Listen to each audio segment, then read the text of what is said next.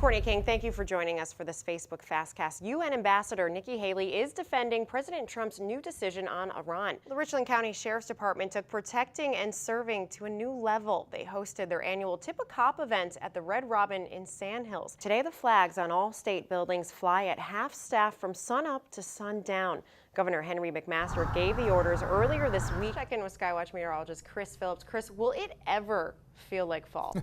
Columbia police want to find a man they say tried to lure a little girl into his car this week off Two Notch Road. It's happening now. The plaintiffs in a lawsuit against the First Baptist Church of Columbia are motioning to unseal court records involving a former deacon's sexual crimes. Local Midlands restaurants celebrated their culture while giving back to it today. La Isla Bonita off Percival Road collected supplies to send back to Puerto Rico after Hurricane Maria's devastating hit. In the meantime, they will flush the system once a week, but they do not have a timetable of when it will be completely fixed.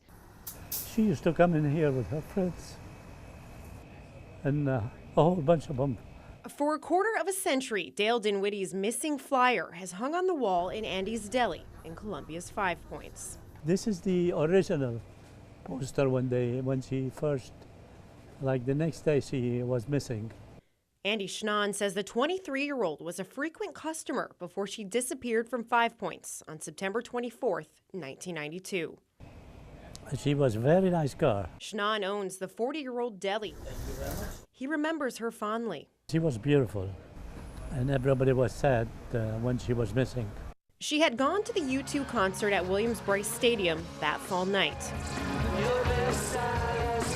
She lost touch with her friends and looked for them at Jungle Gyms, now the Horseshoe in 5 Points.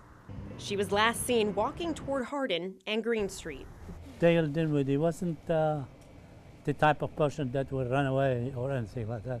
Why has this case been so difficult to solve? I mean, the biggest problem is there's no real crime scene. There's no body, so there's no evidence. Mark Vinson of the Columbia Police Department has been the lead investigator on the case for the last 10 years. Despite more than 1,000 tips, numerous searches, and 3 confessions, the case remains unsolved. How frustrating has it been to hit so many dead ends? It's very frustrating. You're hopeful. You want to be able to provide some closure for the family. The worst thing that could happen to any person is to have something happen to their child.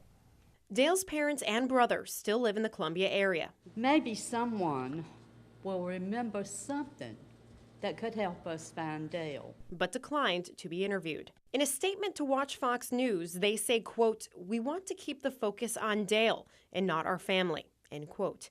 They urge anyone with any information to contact the Richland County Sheriff's Office or Columbia Police. With the help of all of you all and the public, we will do this. What would you say to the person who is responsible for the crime? I would hope that person would be willing to come forward after all this time, or at least provide some kind of information that might even lead us to where she is. Until that day comes, Dale's family and friends will continue to miss her, and her flyer will stay in Andy's Deli. Why have you still kept the poster up to this Hoping that one day she will be here, and we will see her again. One of the main suspects in the case is Ronaldo Javier Rivera, known as Ray Rivera. He's a serial killer on death row in Georgia. Ray Rivera was living in Columbia when Dale disappeared and was interviewed by Columbia police. Right now, police say they don't have enough evidence to tie him to her disappearance, but he's still considered a suspect. The Columbia Police Department is still offering a $20,000 reward for anybody with information. In studio, Courtney King, Watch Fox News.